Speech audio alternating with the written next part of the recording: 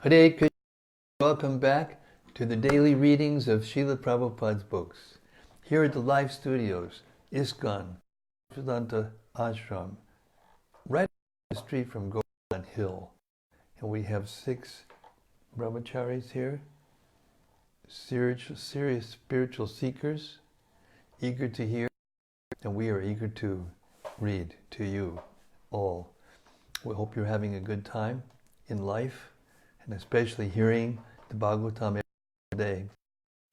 Now, we've reached the 37th chapter of the Srimad-Bhagavatam, but before we do, we're going to recite, as we do every single day, Srimad-Bhagavata Mahima Stotram, Srila Sanatana Goswami's beautiful glorification of the Srimad-Bhagavatam, which is, of course, the source of Krishna's pastimes.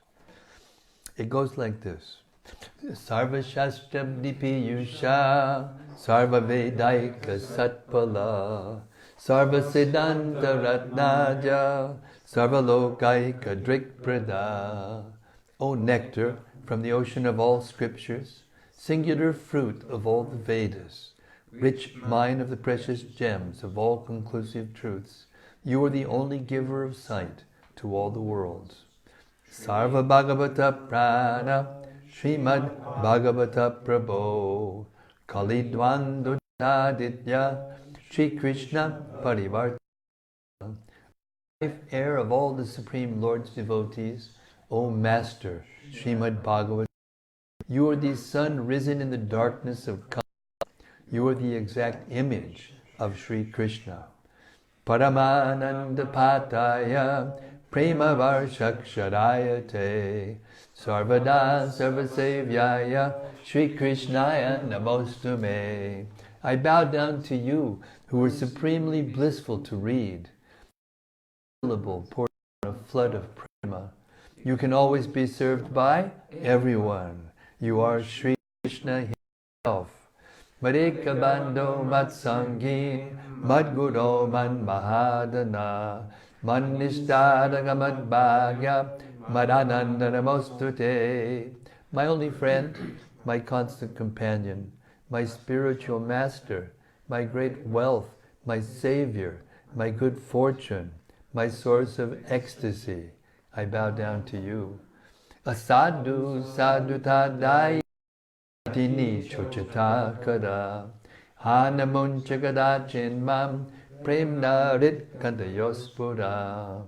O bestower of saintliness to the unsaintly, O exalter of the most fallen, please never leave me. Always appear in my heart and my voice with pure love. There's direct smoking gun evidence. We should read the Bhagavatam out loud. Always appear in my heart and my with pure love. Okay. Om Namo Bhagavate Vasudevaya. Om Namo Bhagavate Vasudevaya. Om Namo Bhagavate Vasudevaya. So yesterday with Aristasana, the demon. And then you know that Narada Muni went to Kamsa and revealed to him that actually Krishna and Balaram were the ones that are actually Devaki's sons, and they were taking shelter of Nanda Maharaj and Braj, and they were the ones that were killing all of these demons that he was sending. So with this knowledge, Kamsa made a plan to send the last demon to his death, Kesi. And that's what we're going to hear about today. Text 37. The killing of the demons Kesi and Vyoma. This chapter describes the killing of the horse demon, Kesi, Narada's glorification of Lord Krishna's future past, and Krishna's killing of Vyomasura. On Kamsa's order, the Kesi demon assumed the form of a huge horse and went to Braja. As he approached, his loud neighing terrified all the inhabitants, and they began looking for Krishna. Demon Krishna came forward and challenged him to come near. Kesi charged Krishna and tried to strike him with his front legs, but the Lord seized him, beat the demon around several times, and then threw him a distance of bow lengths. Kesi remained unconscious for some time. When the demon regained consciousness, he furiously charged Krishna again, his mouth agape. The Lord then thrust his left arm into the horse demon's mouth, and as Kesi tried to bite the arm, it felt like a red-hot iron rod. Krishna's arm expanded, finally choked the demon, and in extreme agony, Kesi gave up his life. Lord Krishna then removed his arm. He stood calmly, showing no pride at having killed the demon, as the demigods showered down flowers from the sky and glorified the Lord with prayers. Soon thereafter, Narada Muni, the great sage among the demigods, approached Krishna and prayed to him in various ways, glorifying the Lord's future pastimes. Then Narada paid his obeisances and departed. One day while tending the cows, Krishna and Balaram and the cowherd boys became engrossed in playing hide-and-go-seek. Some of the boys took the role of sheep, some the role of thieves, and others shepherds. The shepherds would search for the sheep when the thieves stole them. Taking advantage of this game, named Vyoma, sent by Kamsa, dressed himself like a cowherd boy and joined the band of thieves. He abducted a few cowherd boys at a time and threw them into a mountain cave, keeping them there by blocking the entrance with a boulder. Gradually, Vyomasura abducted all but 4 or 5 cowherd boys. When Krishna saw what the demon was doing, he ran after him, grabbed him, and killed him, just as one would kill a sacrificial animal. Texts 1 and 2. Shukadeva Goswami said, the demon Kesi, sent by Kamsa, appeared in Braja as a great horse. Running with the speed of mind, he tore the earth with his hooves. The hairs of his mane scattered the clouds, and the demigods up the sky, and he terrified everyone present with his loud neighing. When the Supreme Personality of Godhead saw how the demon was frightening his village of Gokula by neighing terribly and shaking the clouds with his tail, the Lord came forward to meet him. Kesi was searching for Krishna. So when the Lord stood before him and challenged him to approach, the horse responded by roaring like a lion. A horse. Text 3. Seeing the Lord standing before him, Kesi ran toward him in extreme rage, his mouth gaping as if to swallow up the sky.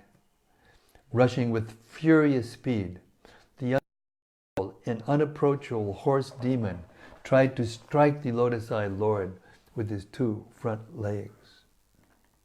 Text 4.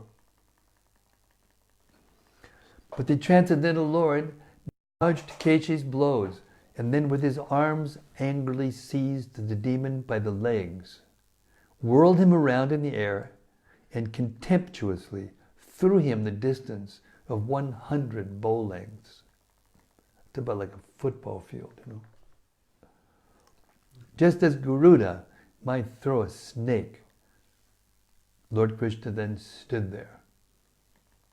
Text 5. Upon regaining consciousness, Kesi got up, opened his mouth wide, and again rushed to attack Lord Krishna. But the Lord just smiled and thrust his left arm into the horse's mouth as easily as one would make a snake enter a hole in the ground. Text 6. Kesi's teeth immediately fell out when they touched the Supreme Lord's arm, which to the demon felt as hot as molten iron. Within Kesi's body, the Supreme Personality's arm then expanded greatly, like a diseased stomach swelling because of neglect. Purport. Srila Vishwanath Chakravarti points out that although Lord Krishna's arm is more tender and cooling than a lotus flower, to Kesi it felt extremely hot, as if made of lightning bolts. Text 7. As Lord Krishna's expanding arm completely blocked Kesi's breathing, his legs kicked convulsively, his body became covered with sweat, and his eyes rolled around. The demon then passed stool and fell on the ground, dead. Text 8. The mighty armed Lord Krishna withdrew his arm from Kesi's body, which now appeared like a long karkatika fruit, like a large karkatika fruit, without the least display of pride that having so effortlessly killed his enemy, the Lord accepted the demigod's worship in the form of flowers rained down from above. Text 9. My dear, thereafter Lord Krishna was approached in a solitary place by the great sage among the demigods, Narada Muni. The exalted devotee spoke as the Lord, who had effortlessly performed times. Purport. After speaking with Kamsa, Narada went to see Lord Krishna. The Lord's Vrndavana pastimes were nearly completed, and Narada wanted to see those he was in Mathura. 10:11. Narada Muni said, O Krishna, Krishna, Lord, source of all mystic power, Lord of the universe, O Vasudeva, shelter of all beings, and best of the Yadus, O Master, you are the supreme soul of all created beings, sitting unseen within the cave of the heart, like the fire dormant within kindling wood. Witness within everyone the Supreme Personality and the ultimate controlling deity. Text 12. You are the shelter of all souls, and being the supreme controller, you fulfill your desires simply by your will. By your personal creative potency, you manifest primal modes of material nature, and through their agency create, maintain, and then destroy this universe. 13. You, that very same creator, you, the very same creator, have now descended to the earth to annihilate the Daitya, Pramata, and Rakshasa demons who were posing as kings, and also to protect the godly. Text 14. The horse demon was so terrifying that his neighing frightened the demigods into leaving their heavenly kingdom. But by our good fortune, you have enjoyed the sport of killing him. 15-20.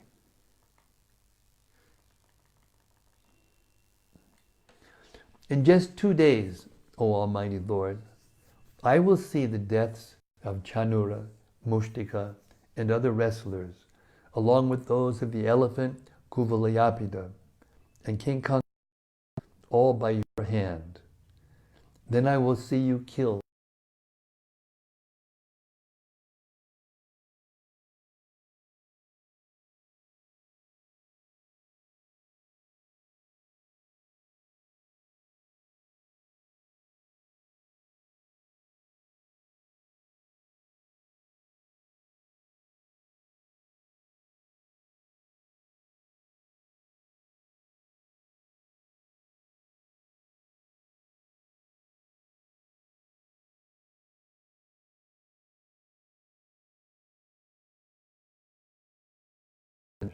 and thereafter you will kill Pondraka,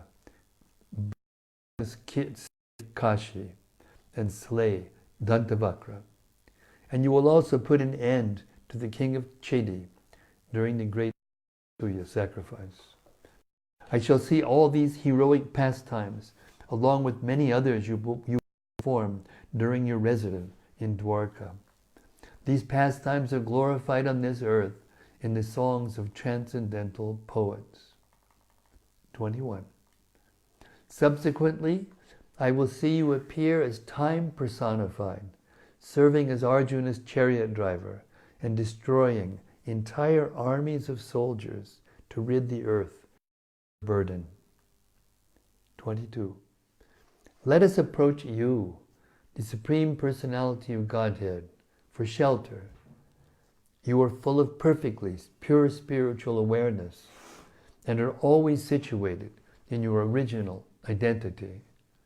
Since your will is never thwarted, you have already achieved all possible desirable things. And by the power of your spiritual energy, you remain eternally aloof from the flow of the qualities of illusion. 23. I bow down to you, the Supreme Controller.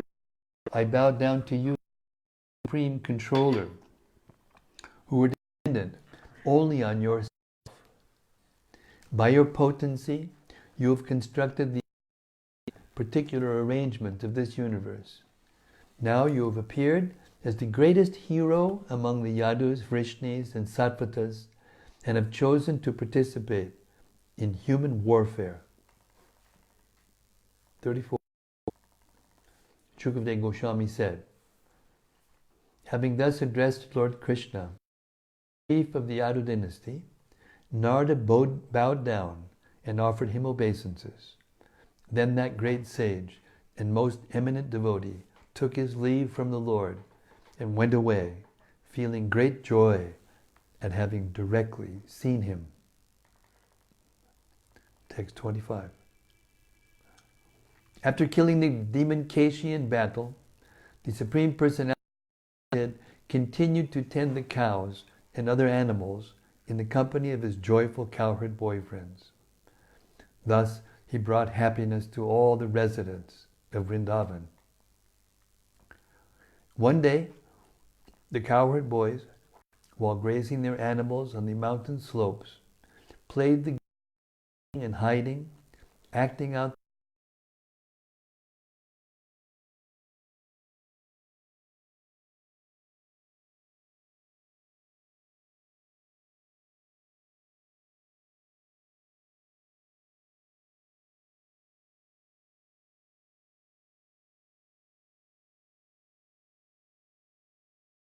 a powerful magician, Vyoma, son of the demon Maya, then appeared on the scene in the guise of a cowherd boy. Pretending to join the thief, he proceeded to steal most of the cowherd boys who were acting as sheep. Gradually, the demon abducted more and more of the cowherd boys to a mountain cave, which he sealed shut with a boulder. Finally, 4 or 5 boys acting as sheep remained in the game. Lord Krishna, who shelters all saintly devotees, understood perfectly well what Vyomasura was doing. Just as a lion grabs a wolf, Krishna seized the demon as he was taking away more cowherd boys. The demon changed into his original form, as big and powerful as a great mountain. But try as he might to free himself, he could not do so, having lost his strength from being held in the Lord's tight grip. 32. Lord Achyuta clutched Vyomasura between his arms and threw him to the ground. Then, while the demigods in heaven looked on, Krishna killed him in the same way that one kills a sacrificial animal. Purport.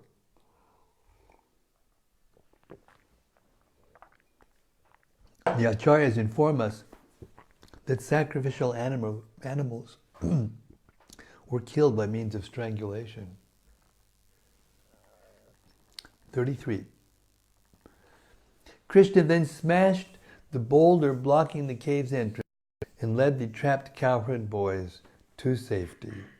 Thereafter, as the demigods and cowherd boys sang his glories, he returned to his cowherd village, Gokula. Thus end the purports of the humble servants of His Divine Grace A.C. Bhaktivedanta Swami Prabhupada to the 10th canto, 37th chapter of Srimad-Bhagavatam, entitled The Kingdom of the Demons, Kesi and Vyoma.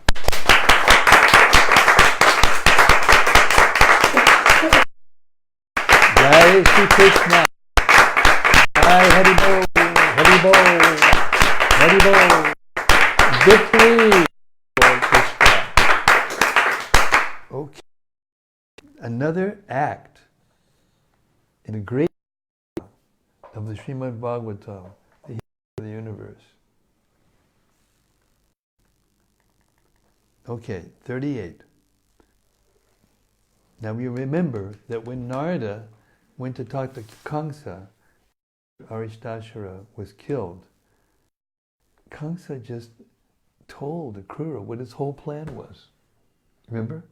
He said, we're going to do this, we'll have these two demons, Mushtika and Charnura, and by the way, we'll have an elephant, waiting, Kulagapita, at the entrance of the arena, and he'll kill them. And if he just somehow or other can't kill them, then these will kill them. And then I will kill Vasudeva, and I will kill my father, Ugrasen, and I'll kill everyone, and I'll take help from all of my demons. And then I will rule the world. It was like right after the 16th chapter of the Bhagavad Gita. Divine and demoniac natures. He was like the personified demoniac nature, Kamsa. Okay, chapter 38. Akrura's arrival in Vrndavana. Because then what? Kamsa asked Akrura to go and get Krishna and Balaram after he'd already told and do to Krishna. Very interesting. This chapter describes Akrura's trip from Mathura to Vrindavan, his meditation upon Krishna and Balaram along the way, and the honor the two lords showed Akrura upon his arrival. Early in the morning, on the day after Kamsa had ordered him to bring Krishna and Balaram to Mathura, Akrura prepared his chariot and set off for Gokula. As he traveled, he thought as follows: I am about to attain the great good fortune of seeing Sri Krishna's lotus feet. By Brahma, Rudra, and the other demigods. Although Kamsa of the Supreme Lord and his devotees, still it is by Kamsa's grace that I will get to see.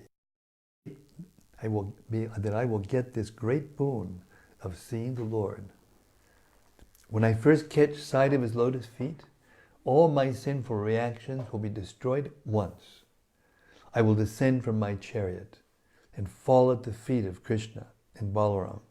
And even though I have been sent by Kamsa, the omniscient Sri Krishna will certainly harbor no animosity toward me. As Akrura thus thought to himself, he arrived at Gokula at sunset. Alighting from his chariot in the cowherd pasture, he began rolling about in the dust in great ecstasy. Then Akrura continued on to Braj. When he saw Balaram, he fell at their lotus feet, and both the lords embraced him. They brought him to their residence, inquired about the comfort of his trip, and honored him in various ways, offering him water for washing his feet, arghya, a seat, and so forth. They relieved his fatigue by massaging his feet and served him a delicious banquet. Maharaj Nanda also honored Akrura with many sweet words. Text 1. Shukadeva Goswami said, after passing the night in the city of Mathura, the high-minded Akrura mounted his chariot and set off for the cowherd village of Nanda Maharaj. Purport.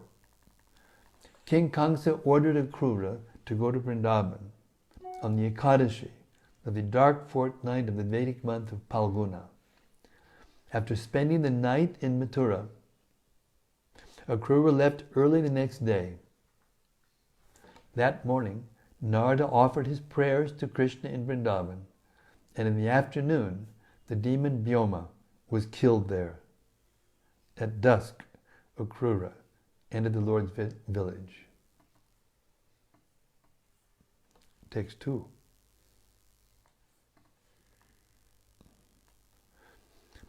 As he traveled on the road, the great soul Akrura felt tremendous devotion for the lotus-eyed personality of Godhead, and thus he began to consider as follows. Crack that open, that door, so we get some air.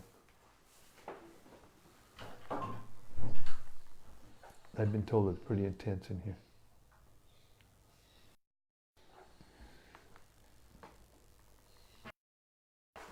Sri Akrura thought, what pious deeds have I done? What severe austerities undergone? What charity given to a worthy recipient, so that today I will see Lord Keshava. Text 4. Since I am a materialistic person, absorbed in sense gratification, I think it is as difficult for me to have gotten this opportunity to see Lord Uttama Shloka as it would be for one born a Shudra to be allowed to recite the Vedic mantras. Text 5. But enough of such thoughts. After all, even a fallen soul like me can have the chance to behold the infallible Supreme Lord, for one of the conditioned souls being swept along in the river of time may sometimes reach the shore. Text 6. Today all my sinful reactions have been eradicated, and my birth has become worthwhile, since I will offer my obeisances to the Supreme Lord's lotus feet, which mystic yogis meditate upon. 7. Indeed, today King Kamsa has shown me extreme mercy by sending to see the lotus feet of Lord Hari, who has now appeared in this world. Simply by the effulgence of his toenails, many souls in the have transcended the insurmountable darkness of material existence and achieved liberation. Purport. Akrura stated how ironic it was that the envious, demoniac Kamsa had given him an extraordinary blessing by sending him to see the Supreme Lord Krishna. Text 8. Those lotus feet are worshipped by Brahma, Shiva, and all the other demigods, by the goddess of fortune, and also by the great sages and Vaishnavas. Upon those lotus feet the Lord walks about the forest while herding the cows with his companions, and those feet are smeared with the kumkum from the gopis' breasts. Text 9. Surely I shall see the face of Lord Mukunda, since the deer are now walking past me on my right. That face, framed by his curly hair, is beautified by his attractive cheeks and nose, his smiling glances, and his reddish lotus eyes. Purport. Akrura saw an auspicious omen, the passing of a deer on his right, thus felt sure that he would see the Supreme Lord Krishna. Text 10. I am going to see the Supreme Lord Vishnu, the reservoir of all beauty, who by his own sweet will has now assumed a human-like form to relieve the earth of her burden. Thus there is no denying that my eyes will achieve the perfection of their existence. 11. He is the witness of material cause and effect, yet always free from false association with them. By his internal potency, he dispels the darkness of separation and confusion. The individual souls in this world who are manifested, he glances upon his material creative energy, indirectly perceive him in the activity of affairs, senses, and intelligence. Purport. In this, Akrura establishes the all-powerful position of the Supreme Lord, whom he is about to see in Vrndavana. The false concept of separation from the Lord is described in the 11th canto of the Bhagavatam, 11.2.37. Bayam yad ibeshatak syad ishad apetasya vipartyayo smritihi. Existence emanates from the absolute truth, Krishna. We imagine this material world to be entirely separate from the Lord's existence. With this mentality, we try to exploit that second thing for our gratification. Thus, the psychological underpinning of material life is the illusion that this world is somehow separate from God and therefore meant for our enjoyment.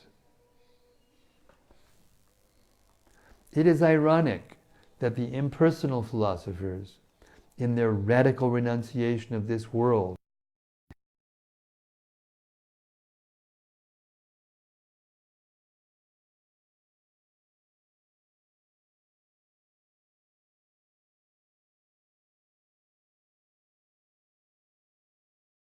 in relation to God, does not lead people to utterly reject it, but rather to try to enjoy it.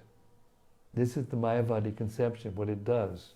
Rather, they call it illusion, but what it does, because it renounces or negates their being an absolute person, it allows them to do whatever they want. They're not responsible to anyone. So they enjoy that same thing that they're calling illusion. They enjoy it to its maximum.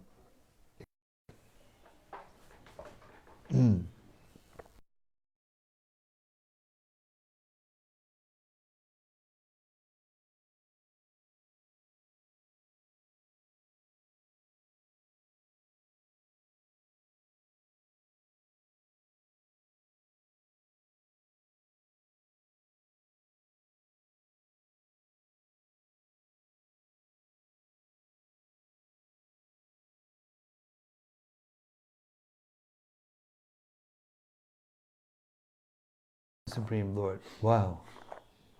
While it is true that this world is temporary and thus in one sense illusory, the mechanism while it is true that this world is temporary and thus in one sense illusory, the mechanism of illusion is the potency of the Supreme Lord. Realize immediately desist from any attempt to exploit this world. We should recognize it as God's energy. We will actually give up our material desires only when we understand that this world belongs to God and is therefore not meant for our gratification. The word abhiyate here refers to a process of surmising the presence of the Lord through meditative introspection. This process is also described in the 2nd canto of the Srimad-Bhagavatam 2:35. Bhagavan sarvabhuteshu lakshit swatmana.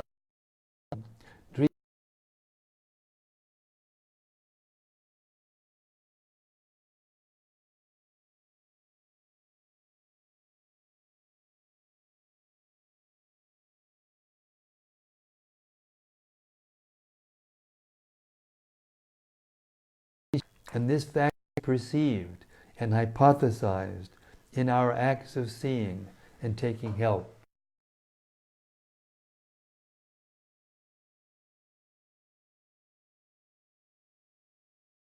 Artistic pride afflicting ordinary, embodied souls. He appears to be like everyone else, and therefore someone might object to the statement that he is free of egoism. Srila Vishwanath Chakravarti comments on this puzzle as follows. How can we distinguish between being free of false afflicted by it? If a living entity is situated in a body, argues the objector, he will encounter the unhappiness and confusion that occur within it. Just as a person living in a house, whether he be attached to it or not, cannot avoid experiencing the darkness, warmth, and cold that occur within it.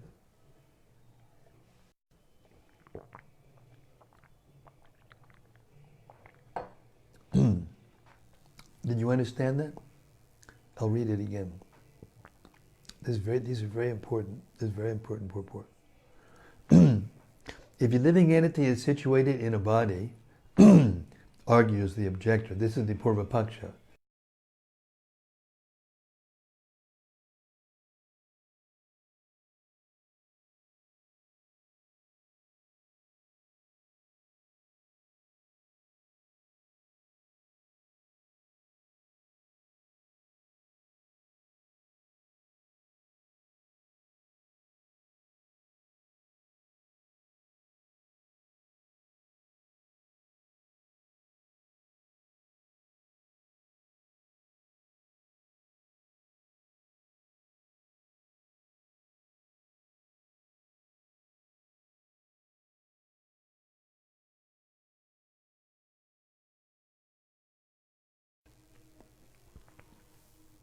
Let's hear this again so we get this.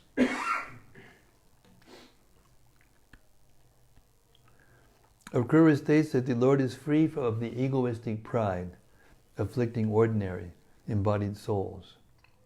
Yet the Lord appears to be embodied like everyone else, and therefore someone might object to the statement that he is free of egoism.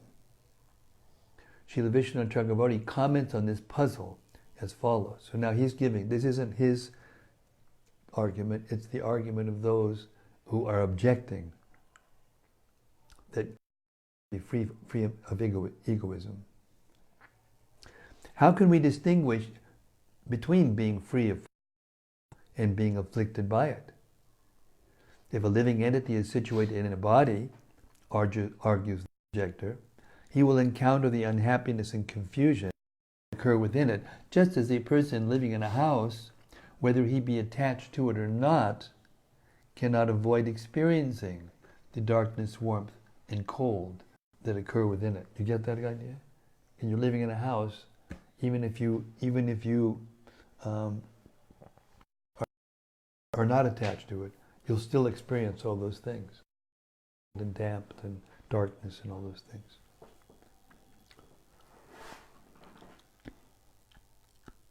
This is answered as follows. By his internal potency, the Lord dispels the darkness of ignorance, along with the separateness and bewilderment it produces. In other words, even though the Lord is inside this material world, he doesn't experience all those things, because his nature dissipates all those things. He doesn't touch it. He doesn't become affected by the material energy, by the material nature. Text 12.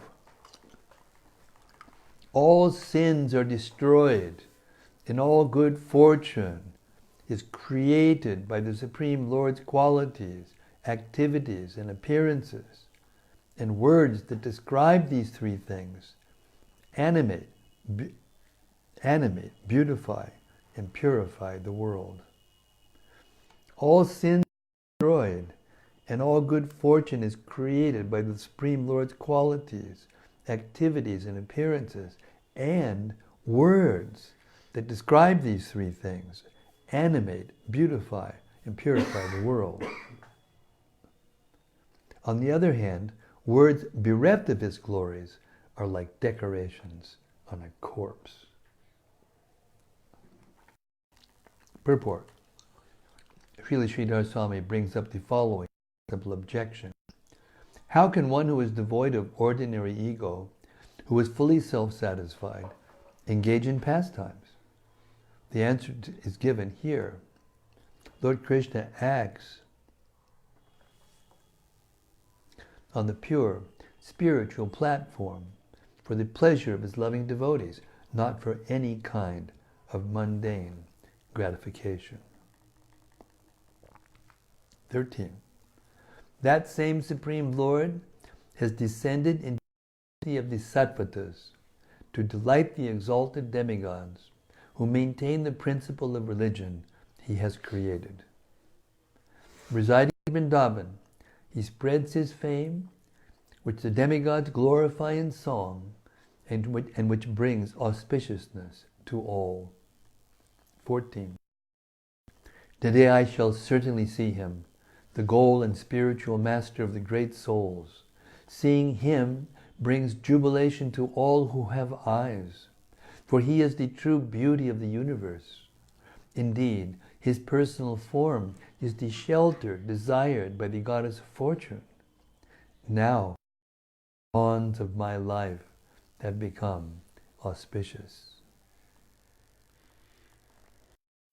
15. Then I will at once alight from my chariot and bow down to the lotus feet of Krishna and Balarama, the Supreme Personalities of Godhead. Theirs are the same feet that great mystic yogis striving for self-realization. Theirs are the same feet that the great mystic yogis striving for self-realization bear within their minds. I will also offer my obeisances to the Lord's cowherd boyfriends and all the other residents of Vrindavan. And when I have fallen at his feet, the Almighty Lord will place his lotus hand upon my head. For those who seek shelter in him, because they are greatly disturbed by the powerful spirit of time, that hand removes all fear. Text 17. By offering charity to that lotus hand, Purandara, by offering charity to that lotus hand, Purandara in Bali earned the status of Indra, king of heaven. And during the pleasure pastimes of the rasa dance, when the Lord wiped away the gopis' perspiration and removed their fatigue, the touch of their faces made that fragrant as a sweet flower. Purport. The Puranas call the lotus found in the Manasarovara lake a Adhika. Lord Krishna acquired the fragrance of this flower by coming in contact with the beautiful face of gopis. This specific incident, which occurred during the rasa dance, is described in the 33rd chapter of the 10th canto. Text 18. The infallible Lord will not consider me an enemy. No Kamsa has sent me here as his messenger. After all, the omniscient Lord is the actual knower of the field of this material body, and with his perfect vision, he witnesses both externally and internally all the endeavors of the conditioned soul's heart.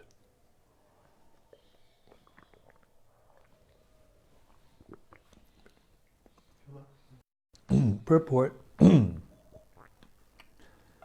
Being omniscient, Lord Krishna knew that Akrura was only externally a friend of Kamsa. Internally, he was an eternal devotee of Lord Krishna.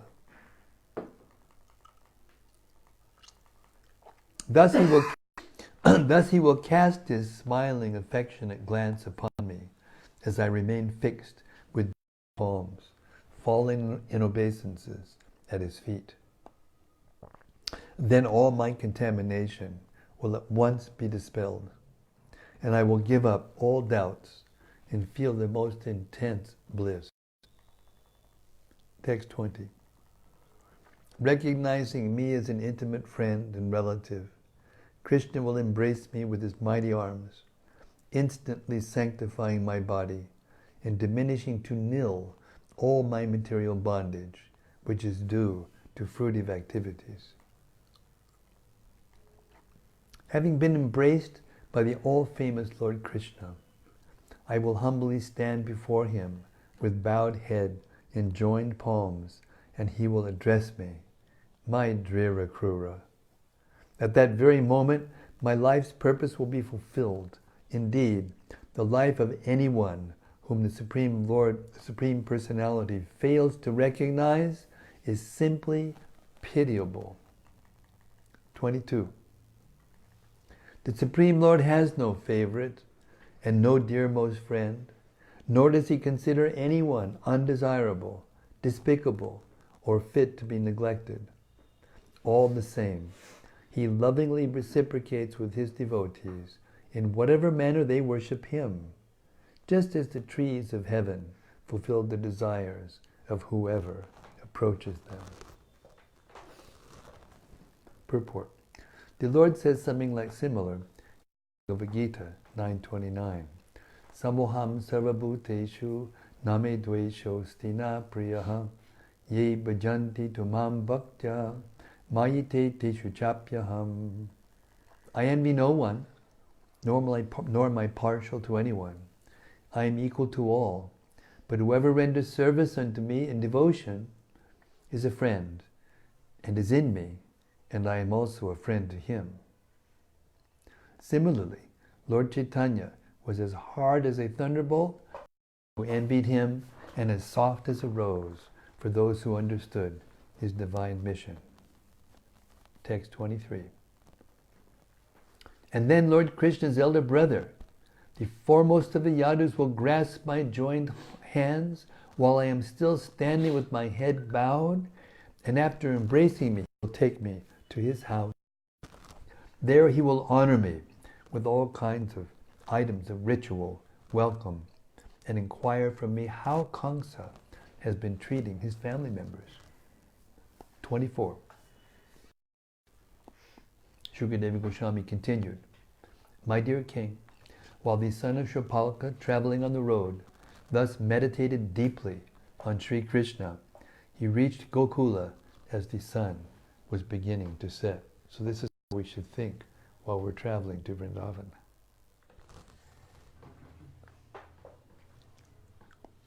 It's all here, gentlemen. Purport.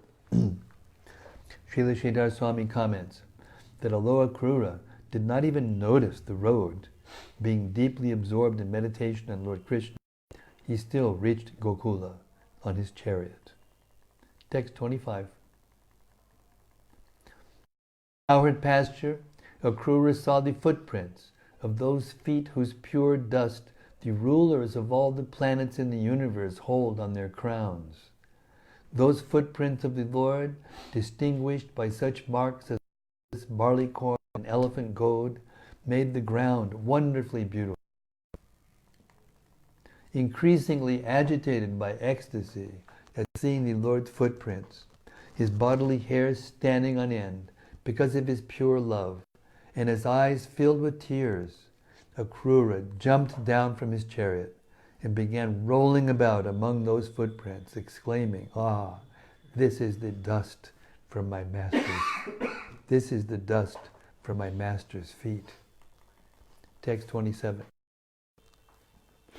The very goal of life for all embodied beings is this ecstasy, which Akrura experienced when upon receiving Kamsa's order, he put aside all pride, fear, and lamentation, and absorbed himself in seeing, hearing, and describing the things that reminded him of Lord Krishna. That's too much nice. Shall I go back over that again? Would anybody object? Any objections? It's okay?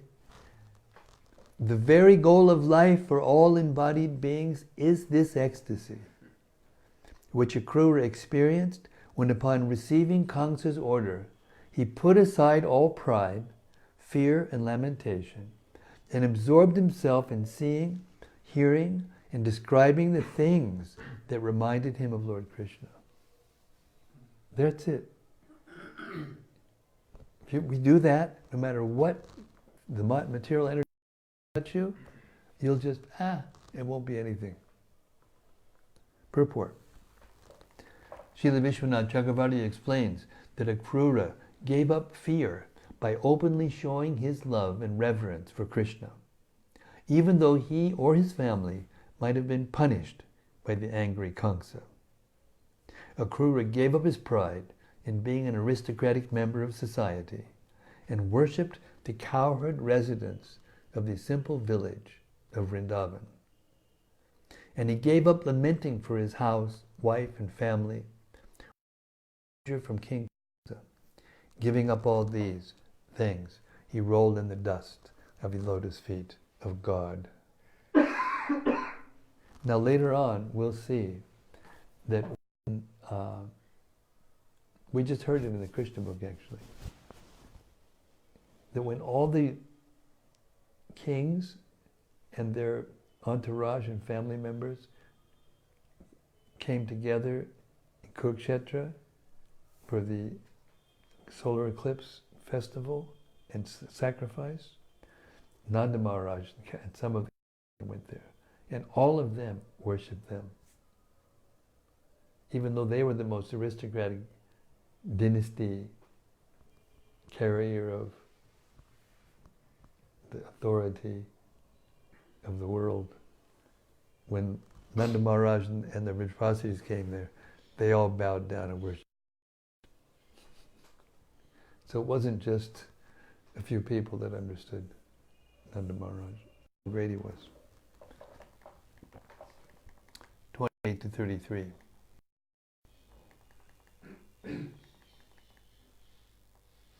Akrura then saw Krishna and Balarama in the village of Braja, going to milk the cows. Krishna wore yellow garments, Balarama blue, and their eyes resembled autumnal lotuses. One of those two mighty armed youths, the shelters of the goddess of fortune, had a dark blue complexion, and the other's was white. With their fine-featured faces, they were the most beautiful of all persons. As they walked with the gait of young elephants, glancing about with compassionate smiles, those two exalted personalities beautified the cow pasture with the impressions of their feet, which bore the marks of the flag, lightning bolt, elephant goad. Whose pastimes are most magnanimous and attractive, were ornamented with jeweled necklaces and flower garlands, anointed with auspicious fragrant substances, freshly bathed and dressed in spotless raiment. They were the primeval supreme personalities, the masters and original causes of the universes, who had for the welfare of the earth now descended in their distinct forms of Keshava and Balarama. O King Parikshit, they resembled two gold-bedecked mountains, one of emerald and the other of silver. As with their effulgence, they dispelled the sky's darkness in all directions. Text 34. Akrura, overwhelmed with affection, quickly jumped down from his chariot and fell at the feet of Krishna and Balarama, a rod. 35. The joy of seeing the Supreme Lord flooded Akrura's eyes with tears and decorated his limbs with eruptions of ecstasy. He felt such eagerness, he could not speak to present himself. 36. Recognizing Lord Krishna drew him close with his hand, which, recognizing Akrura, Lord Krishna drew him close with his hand, which bears the sign of the chariot wheel, and then embraced him. Pleased, for he is always benignly disposed toward his surrendered devotees. Purport. According to the Acharyas, by extending his hand marked with the chariot wheel or chakra, Lord Krishna indicated his ability to kill Kamsa. 37 and 38. As Akrura stood with his head bowed, Lord Sankarshan, Balaram, grasped his joined hands, and then Balarama took him to his house in the company of Lord Krishna.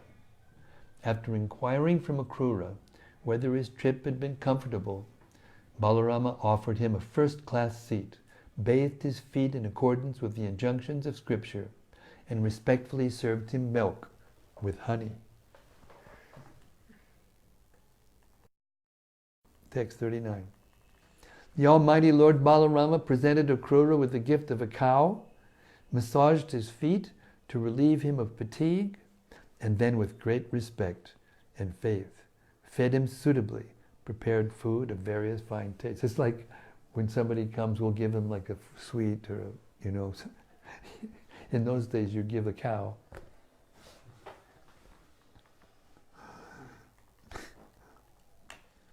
According to Srila Vishwanath Chakravarti, Akrura went to Krishna's and Balaraman's house on the 12th lunar day, on which one should not break a fast at night.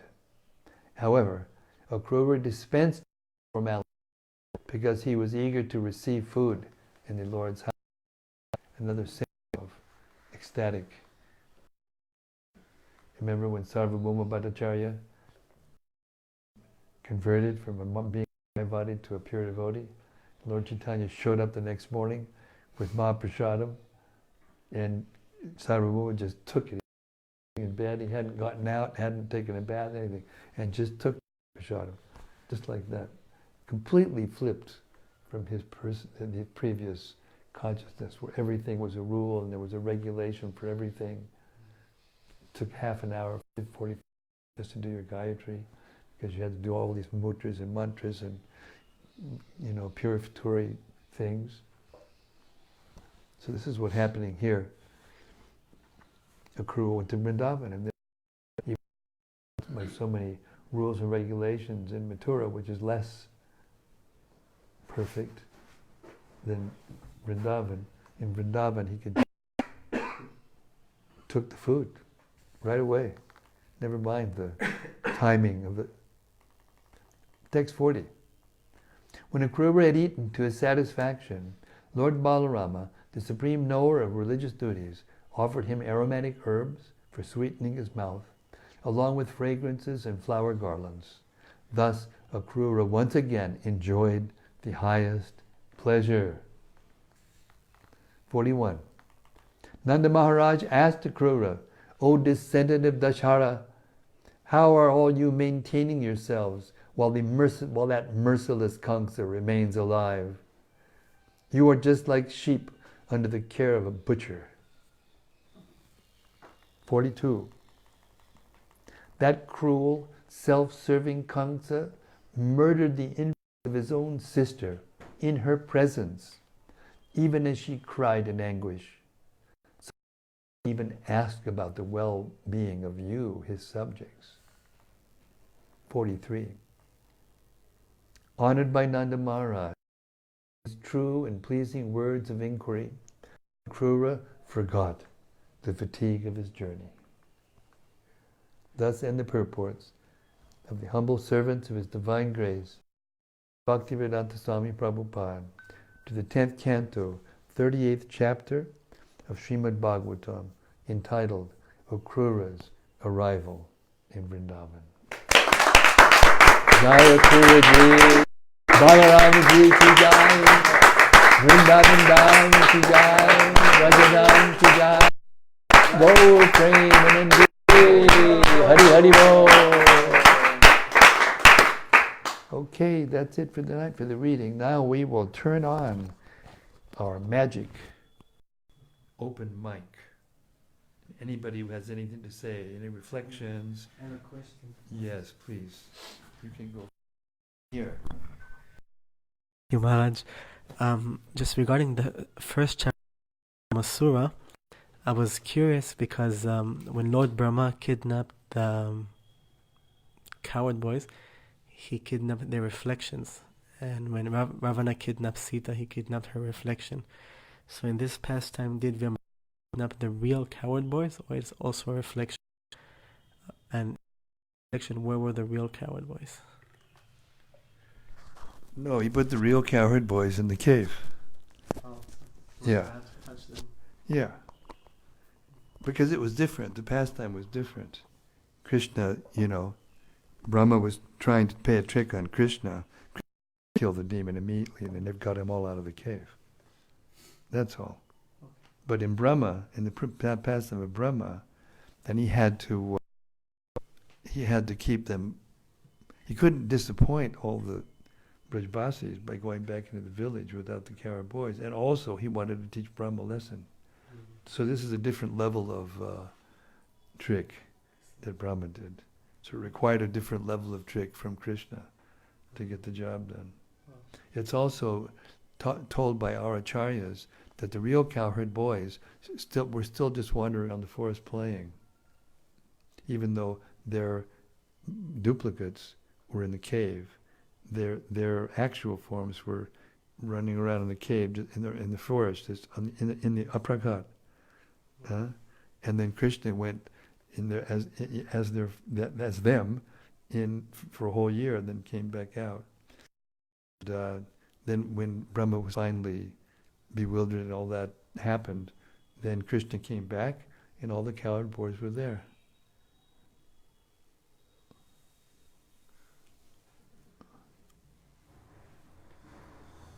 Once again proving the achintya shakti of Krishna. He can do anything. He can do anything. Nothing is surprising, nothing is miraculous, nothing is beyond conception. I mean, it's beyond our conception in a sense, but the more we accept Krishna for who he is, and then we won't become bewildered by it. We'll just think how wonderful it is that he can do such a thing.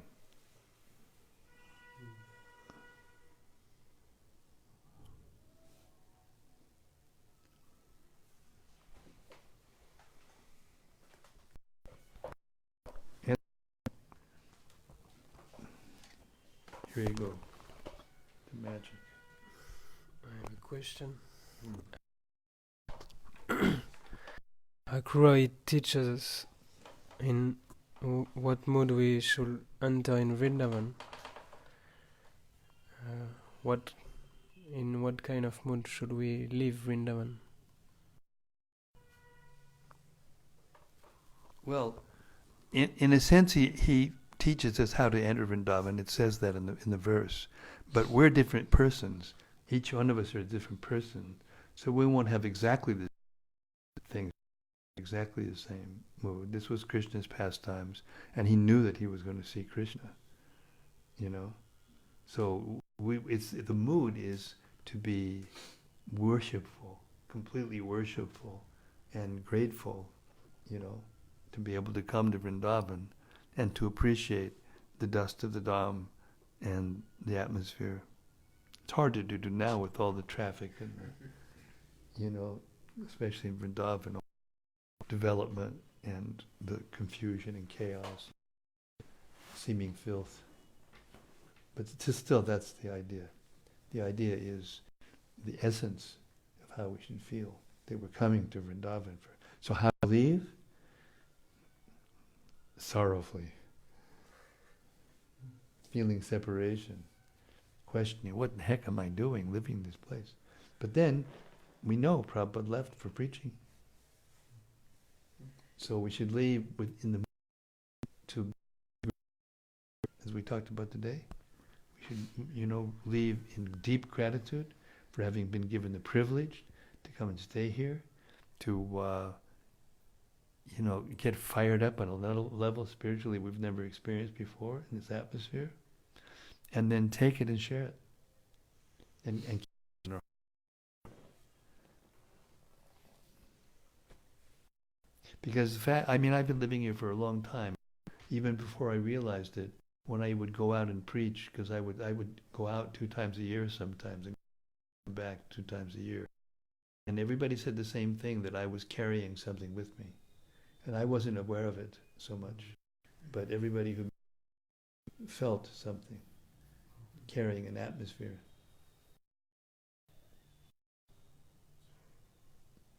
So we should carry the atmosphere with us in terms of remembrance. And you will carry it whether you understand it or not.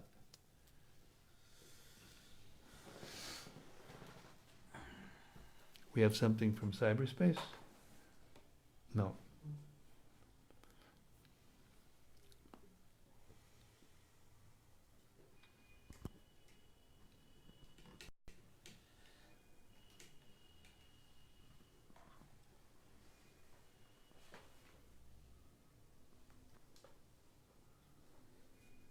Okay, with that we'll wind up our readings on the 12th of November 2019. The damage is done. We've heard Krishna's pastimes. Nobody can take it away from us. Nobody can change it. So lucky us. And I'm just giving a reminder to everyone that tomorrow I'm going up to Delhi, and I'll be there probably the whole day. I'm getting some extra.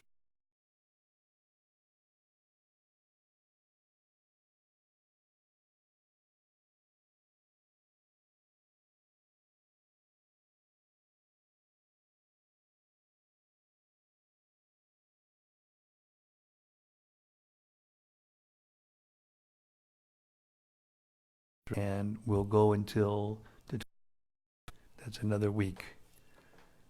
Okay? Thank you very much for joining us.